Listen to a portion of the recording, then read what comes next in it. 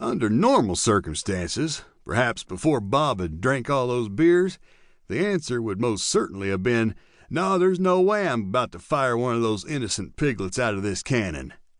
But under the influence of said beers, Bob stood to reason that he had 3 piglets, and in the case that one were shot out of a tater cannon, he would still have 2 piglets remaining. That, combined with the allure of seeing such a porcine perpetration, amounted to an uncommonly enchanting temptation. "I'll get to Crisco," he said. "Have you ever made love to a Chinese woman?" Ben asked. "What? Have I? No, I mean, not that there's anything wrong with that. I just listen," he said. Into my ear, Ben whispered secrets of the Orient I'd never even thought to explore. Not of the art this time, but another art entirely, the art of love. Maybe a minute of this, and he patted me on the back, indicating he was done. "That's some pretty wild stuff," I said. "May it serve you well." Sol sat at the kitchen table eating a pastrami and mustard. Mom had gone to bed. He'd promised her he would stay home tonight. But he had an itch no pastrami sandwich in the world could scratch. The sun had gone down, pulling with it that little trigger in Sol's head, the one that sent an impulsive bullet careening off the walls of his skull. He wanted badly to go out and slap down a bet, any bet. By 10, he'd convinced himself it was his lucky night after all. He'd be a fool not to take advantage of it. He put on his jacket and got in the car. "This is so goddamn stupid," he thought. Henry Thompson, apartment 220, was too proud to ask for help, but he did make me listen to his usual war story again, with its latest revisions. "We're all hunkered down in the barracks, getting shelled to hell and back. Hell yeah, I was scared, not too proud to admit it. Then the squad leader says, 'Let's get out there and let 'em know we're doing fine.'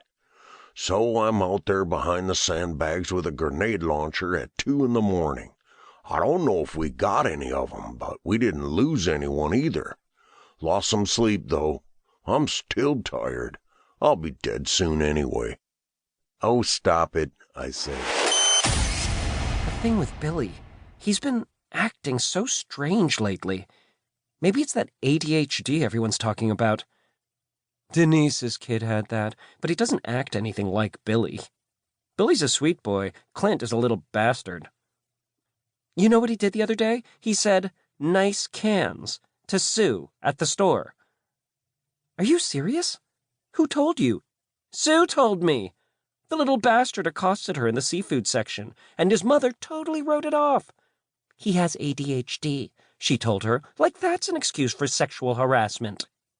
She does have nice cans for 50. I didn't say that the little bastard has bad taste. I'm just saying he's a little bastard." "Check this out, man. What happened? I was hammering some nails sticking up out of the floorboards back down, and of course, Angelica wants to help me. So I'm down there, and she's helping with this little ball-peen hammer I had from somewhere, and she goes, 'Daddy, I'm handy-manny.' The hammer hits me before I can even look up. I see stars, I go down. What is the saying? How sharper than a serpent's tooth it is to have a thankless child? Man, I don't think they're thankless. I just think they're trying to kill me." Right away it became a daily thing. For weeks we spent half our lunch breaks in the crawl space and the other half cramming junk food into our faces.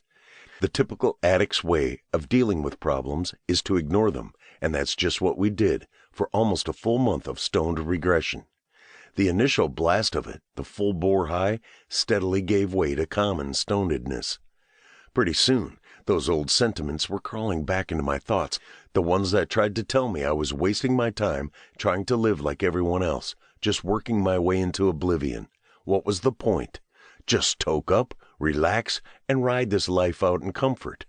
It's only a matter of time before we're all worm food.